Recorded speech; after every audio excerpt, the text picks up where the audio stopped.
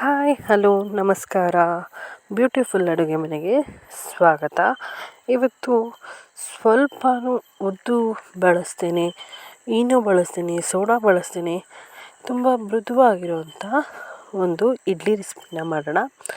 ಅದು ಕೂಡ ಅಂಗನವಾಡಿಯಲ್ಲಿ ಕೊಡುವಂಥ ಸಾರವರ್ಧಕ ಪುಡಿಯನ್ನು ಬಳಸಿ ಮಾಡುವಂಥ ಇಡ್ಲಿ ರೆಸಿಪಿ. ಈ ರೆಸಿಪಿ ಹೇಗೆ ಮಾಡೋದು ಅಂತ ನೋಡೋಣ.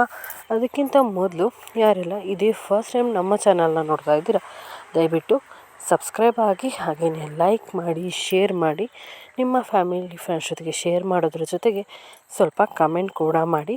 ಈ ಥರ ನೀವು ಸಬ್ಸ್ಕ್ರೈಬ್ ಆಗೋದ್ರಿಂದ, ಲೈಕ್ ಮಾಡೋದ್ರಿಂದ ನಮಗೂ ಕೂಡ ಒಂದು ಮೋಟಿವೇಶನ್ ಸಿಗುತ್ತೆ. ಹಾಗಾದರೆ ಈ ರೆಸಿಪಿ ಯಾವ ರೀತಿ ಮಾಡೋದು ಅಂತ ನೋಡೋಣ. ಹಾಗಾದರೆ ಬನ್ನಿ ಶುರು ಮಾಡೋಣ. ಮೊದಲಿಗೆ ನಾನಿಲ್ಲಿ ಅಂಗನವಾಡಿಯಲ್ಲಿ ಕೊಡುವಂಥ ಸಾರವರ್ಧಕ ಪುಡಿಯನ್ನು ತೊಗೊಂಡಿದ್ದೀನಿ.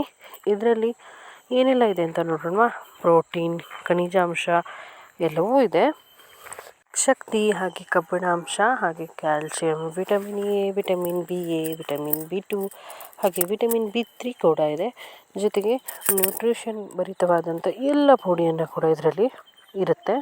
ಇದನ್ನು ಮಾಡೋದು ಹೇಗೆ, ಹಾಗೆ ಇದನ್ನು ಬಳಸಿ ಯಾವ ರೀತಿ ನಾವು ಇಡ್ಲಿ ಮಾಡೋದು ಅಂತ ನೋಡೋಣ. ಹಾಗಾದರೆ ವಿಡಿಯೋನ ಸ್ಕಿಪ್ ಮಾಡದೆ ಪೂರ್ತಿ ನೋಡಿ. ಮೊದಲಿಗೆ ನಾನಿಲ್ಲೊಂದು ಲೋಟ ತೊಗೊಂಡು ಅದಕ್ಕೆ ಸುಮಾರು 2 ಸ್ಪೂನ್ ಆಗೋಷ್ಟು ಮೆಂತ್ಯನ ನೆನೆಸಿ ಇಟ್ಕೊಂಡಿದ್ದೀನಿ. ನೀವು ಮೆಂತ್ಯ ಬದಲಿಗೆ ಮಂಡಕ್ಕಿ ಕೂಡ ಒಂದು 2 ಮುಷ್ಟಿ ಅಷ್ಟು ಯೂಸ್ ಮಾಡ್ಬೋದು. ಮೆಂತ್ಯ ಹಾಕಿದ್ರೆ ತುಂಬ ಚೆನ್ನಾಗಿರುತ್ತೆ. 2 ಸ್ಪೂನ್ ಆಗೋಷ್ಟು ಮೆಂತ್ಯನ ಸ್ವಲ್ಪ ನೆನೆಸ್ಕೊಳ್ಳಿ. ಒಂದು ಮಿಕ್ಸಿ ಜಾರಿಗೆ ಇದು ಚೆನ್ನಾಗಿ ನೆನೆದ್ಮೇಲೆ ಹಾಕಿ ರುಬ್ಕೊಳ್ಳೋಣ. ನೋಡಿ, ಈಗ ನಾನು ರುಬ್ಬಿ ರೆಡಿ ಮಾಡಿಟ್ಕೋಬೇಕಾಗತ್ತೆ. ಇದನ್ನು ಪಕ್ಕಕ್ಕೆ ಇಟ್ಕೊಳ್ಳಿ. ಒಂದು ಪಾತ್ರೆಗೆ ಸುಮಾರು ಒಂದು 4 ಲೋಟ ಆಗೋಷ್ಟು ನೀರನ್ನು ಹಾಕಿಬಿಟ್ಟು ಚೆನ್ನಾಗಿ ಕುದಿಸ್ಕೊಳ್ಳಿ. ನೀರು ಚೆನ್ನಾಗಿ ಕುದೀತಾ ಇರಬೇಕಾದ್ರೆ ಸುಮಾರು 1 ಲೋಟ ಆಗೋಷ್ಟು ರವೆಯನ್ನು ತೊಗೊಳ್ಳಿ. ನೀವು ಯಾವ ಲೋಟದಲ್ಲಿ ನೀರನ್ನು ಹಾಕಿರ್ತೀರೋ ಅದೇ ಲೋಟದಲ್ಲಿ ಅಕ್ಕಿ ರವೆಯನ್ನು ತೊಗೋಬೇಕಾಗತ್ತೆ. ನಾನಿಲ್ಲಿ ರೇಷನ್ ಅಕ್ಕಿನ ಮನೆಯಲ್ಲೇ ಬಿಸಿ ಮಾಡಿರೋಂಥ ರವೆ ತೊಗೊಂಡಿದ್ದೀನಿ. ಇದಕ್ಕೆ ರೇಷನ್ ಅಕ್ಕಿ ಅಥವಾ ಮನೆ ಅಕ್ಕಿ ರವೆ ಬೆಸ್ಟ್. ನೀವು ಅಂಗಡಿಯಿಂದ ತಂದಿರೋ ರವೆ ಆದರೂ ಕೂಡ ಇದೇ ಪ್ರೊಸೆಸ್ಸಲ್ಲಿ ಮಾಡ್ಬೋದು. ಸ್ವಲ್ಪ ರವೆ ಹೆಚ್ಚು ಕಡಿಮೆ ಆಗ್ಬೋದು, ಆದರೆ ರೆಸಿಪಿ ಸೇಮ್ ಇದೇ ಥರ ಮಾಡ್ಕೊಳ್ಳೋದು. ಸ್ವಲ್ಪ ಚೆನ್ನಾಗಿ ನೀರು ಕುದಿಯುವಾಗ ರವೆ ಹಾಕಿಬಿಟ್ಟು ಚೆನ್ನಾಗಿ ಮಿಕ್ಸ್ ಮಾಡ್ಕೊಳ್ಳಿ. ಕೈ ಬಿಡ್ದೇ ಮಿಕ್ಸ್ ಮಾಡ್ತಾ ಇರಬೇಕಾಗುತ್ತೆ. ಹೆಚ್ಚು ಕಡಿಮೆ ಗಂಜಿ ಥರ ಇದು ರೆಡಿ ಆಗಬೇಕು, ಅನ್ನದ ಗಂಜಿ ರೀತಿ. ನೋಡಿ, ಈಗ ಇದು ಕುದ್ದುಬಿಟ್ಟು ಸುಮಾರು ದಪ್ಪ ಆಗಿದೆ, ಹಾಗೆ ಚೆನ್ನಾಗಿ ಬೆಂದು ಬಂದಿದೆ. ಇದು ಪೂರ್ತಿಯಾಗಿ ತಣ್ಣಗಾಗೋವರೆಗೂ ಬಿಟ್ಬಿಡಿ. ಈಗ ನೋಡಿ, ಇದು ಫುಲ್ ತಣ್ಣಗಾಗಿದೆ. ಫುಲ್ ತಣ್ಣಗಾದ ನಂತರ ನಾವು ಏನು ಅಂಗನವಾಡಿಯಲ್ಲಿ ಕೊಟ್ಟಿರೋ ಸಾರವರ್ಧಕ ಪುಡಿ ಇರುತ್ತಲ್ಲ, ಅದನ್ನು ನಾನಿಲ್ಲಿ ಸುಮಾರು 2 ಕಪ್ ಆಗೋಷ್ಟು ಹಾಕೋತಾ ಇದ್ದೀನಿ. 2 ಕಪ್ ಆಗೋಷ್ಟು ಸಾರವರ್ಧಕ ಪುಡಿಯನ್ನು ಹಾಕಿದ ನಂತರ ಚೆನ್ನಾಗಿ ಮಿಕ್ಸ್ ಮಾಡ್ಕೊಳ್ಳಿ. ನೆನಪಿರಲಿ, ನೀವು ಹಾಕಿ ಮಿಕ್ಸ್ ಮಾಡುವಾಗ ಯಾವ ಕಾರಣಕ್ಕೂ ಇಡ್ಲಿ ಪಾತ್ರೆ ನಾವೇನು ಪೇಸ್ಟ್ ಮಾಡಿದ್ದೀವಲ್ಲ ಇದು ಬಿಸಿ ಇರಬಾರ್ದು. ಇದು ಪೂರ್ತಿ ತಣ್ಣಗಾದ ಮೇಲೆ ಹಾಕೋಬೇಕಾಗತ್ತೆ.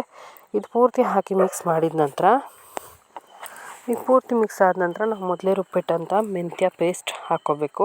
ಹಾಗೆ ಇನ್ನೂ ಎಕ್ಸ್ಟ್ರಾ ನಿಮಗೆ ಎಷ್ಟು ಅಕ್ಕಿ ರವೆ ಬೇಕೋ ನೋಡಿ ಇಡ್ಲಿಗೆ, ಅದಷ್ಟನ್ನು ಇದಕ್ಕೆ ಹಾಕಿ ಚೆನ್ನಾಗಿ ಕೈ ಬಿಡದೆ ಮಿಕ್ಸ್ ಮಾಡ್ಕೊಳ್ಳಿ. ನೆನಪಿರಲಿ, ಇದು ಪೂರ್ತಿ ತಣ್ಣಗಿರಬೇಕು, ಇಲ್ಲಾಂದರೆ ಹುಳಿಯಾಗಿ ಹೋಗುತ್ತೆ. ಆಮೇಲೆ ಇಡ್ಲಿ ತುಂಬಾ ಹುಳಿಯಾಗಿರುತ್ತೆ. ಹಾಗಾಗಿ ಪೂರ್ತಿ ತಣ್ಣಗಾದ ಮೇಲೇ ಹಾಕೋಬೇಕು.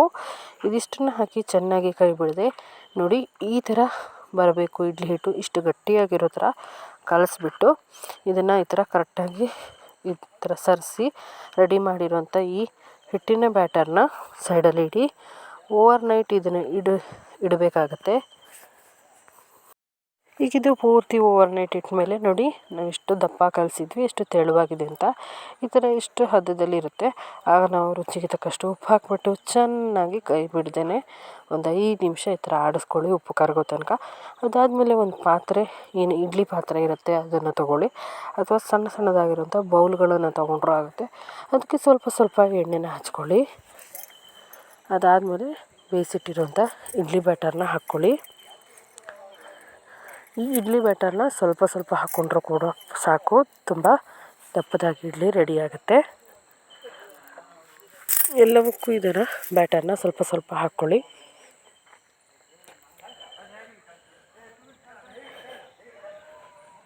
ಈ ಥರ ಹಾಕಿಬಿಟ್ಟು ಸ್ವಲ್ಪ ಸರಿಸಿ ಈ ಥರ ಟ್ಯಾಪ್ ಮಾಡಿ ಇಡ್ಲಿ ಪಾತ್ರೆಯಲ್ಲಿಟ್ಟು ಸುಮಾರು 10 ನಿಮಿಷ ಚೆನ್ನಾಗಿ ಬೇಯಿಸ್ಕೊಳ್ಳಿ. ಸುಮಾರು 15 ನಿಮಿಷ ಇದನ್ನು ಬೇಯಿಸ್ಕೋಬೇಕಾಗತ್ತೆ. ಒಂದು ಸ್ವಲ್ಪ ಹೆಚ್ಚು ಕಡಿಮೆ ಆಗ್ಬೋದು. ಇಡ್ಲಿ ಪಾತ್ರೆಗೆ ಸರಿಯಾಗಿ ರೀತಿಯಲ್ಲಿ ಅಳತೆಯ ನೀರು ಹಾಕಿ ಇಡ್ಲಿನ ಬೇಯಿಸ್ಕೊಂಡ್ರೆ ನಮ್ಮ ರುಚಿಯಾಗಿರುವಂಥ ಸಾರವರ್ಧಕ ಪುಡಿಯನ್ನು ಬಳಸಿ ಮಾಡೋವಂಥ ಇಡ್ಲಿ ನೋಡಿ ಎಷ್ಟು ಚೆನ್ನಾಗಿ ರೆಡಿಯಾಗಿದೆ ಅಂತ. ನೀವು ಇದನ್ನು ಲೋಟದಲ್ಲಿ ಮಾಡಿದ್ರೆ ಈ ಥರ ಕಾಣುತ್ತೆ. ಈ ಥರ ಲೋಟದಲ್ಲಿ ಕೂಡ ನೀವು ಮಾಡ್ಕೋಬೋದು.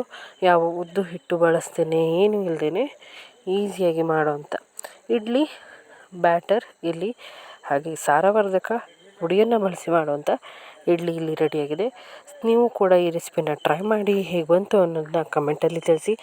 ಜೊತೆಗೆ ಇದೇ ಮೊದಲನೇ ಸಲ ನೋಡ್ತಿರೋರು ದಯವಿಟ್ಟು ಸಬ್ಸ್ಕ್ರೈಬ್ ಆಗಿ ಹಾಗೆ ಲೈಕ್ ಮಾಡಿ, ಶೇರ್ ಮಾಡಿ ನಿಮ್ಮ ಫ್ಯಾಮಿಲಿ ಫ್ರೆಂಡ್ಸ್ ಜೊತೆಗೆ. ಮತ್ತೊಂದು ಹೊಸ ರೆಸಿಪಿ ಜೊತೆ ಮತ್ತೆ ಸಿಗ್ತೀನಿ. ಅಲ್ಲಿವರೆಗೂ ಕೀಪ್ ವಾಚಿಂಗ್ ನಮ್ಮ ಬ್ಯೂಟಿಫುಲ್ ಅಡುಗೆ ಮನೆಯನ್ನು. ಹಾಗೆ ಇದೇ ಥರದ ಹಲವಾರು ರೆಸಿಪಿಗಳ ಲಿಂಕನ್ನು ಕೊಟ್ಟಿರ್ತೀನಿ, ಅವುಗಳನ್ನು ಚೆಕ್ ಮಾಡಿ ಅವಕ್ಕೂ ಕೂಡ ಲೈಕ್ ಶೇರ್ ಮಾಡೋದನ್ನ ಮರಿಬೇಡಿ.